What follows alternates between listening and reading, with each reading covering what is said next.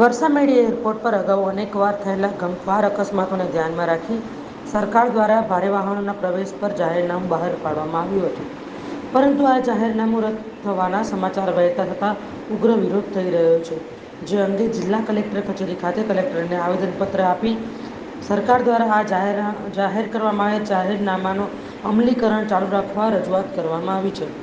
ઉલ્લેખનીય છે કે એરપોર્ટ રોડ પર નાની મોટી 65 જેટલી રહેણાયક સોસાયટીઓ આવેલી છે. પ્રધાનમંત્રી આવાસ યોજનાના સેંકડો મકાનો આ જ વિસ્તારમાં બનાવવામાં આવેલા છે અને સતત વ્યસ્ત રહેતા આ રોડ પર અનેક નાના મોટા વાહનો દિવસ દરમિયાન અવરજવર કરતા હોય છે, ત્યારે માનવ જીવન આવા કિસ્સાઓમાં અમૂલ્ય બની જાય છે. સરકાર દ્વારા જાહેરનામું બહાર પાડી સવારે 10 થી રાત્રિના 6 દરમિયાન ભારે વાહનોના પ્રવેશ પર જે પ્રતિબંધ લગાવવામાં આવ્યો છે તે ચાલુ રાખવું અનિવાર્ય છે અને તે રદ કરવામાં ન આવે તેવી રજૂઆત કરવામાં આવી છે.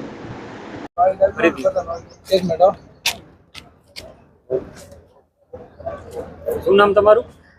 મારું નામ કવિતા કેશરિયા છે. રાજવી રેસિડેન્સી વરસામેડીમાં રહું છું અને 2 વર્ષ પહેલાં પણ અમે આ મુદ્દો ઉપાડ્યો હતો કે આ હેવી વ્હીકલ બંધ થવા જોઈએ, કારણ કે ઘણી બધી સોસાયટીઓ છે અને નાના છોકરાઓ ઘણા સ્કૂલ માટે બસથી જાય છે, રિક્ષાથી જાય છે, 2 વ્હીલરથી જાય છે, ઇવન કામ કરવા જે બહેનો આવે છે એ ચાલીને આવતા હોય છે. તો જો હેવી વ્હીકલ ચાલતા હશે તો બધા માટે સેફ નથી, એટલે અમારી રજૂઆત કરવા અમે આજે એસપી સાહેબ પાસે આવેલા.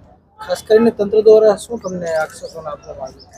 એમણે કીધું છે કે બનતા પગલાં અમે લેશું અને તમારા હિતમાં જે હશે એ રીતે અમે આગળ વાત પહોંચાડશું એવું કીધું છે.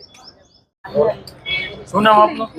મારું નામ દીકપાલસિંહ ઝાલા છે અને હું બાગેશ્રી ટાઉનશીપ 6 માં રહું છું, વરસામેડી. આજે શું મુદ્દાને લઈને આ એસપી ઓફિસ? અમે જે આજથી 2 વર્ષ પહેલા જે જાહેરનામું બહાર પાડ્યું હતું હેવી વ્હીકલ્સ બંધ કરવા માટે, એને પાછું અમારા ધ્યાનમાં એવું આવ્યું કે એને પાછું અમલમાં આ લોકો લે છે, તો એને લઈને અમે એસપી સાહેબ પાસે રજૂઆત કરવા માટે આવ્યા હતા. તો એસપી સાહેબે આ બાબત તમને શું આશ્વાસન? હા, એસપી સાહેબે આશ્વાસન આપ્યું છે કે અમે જે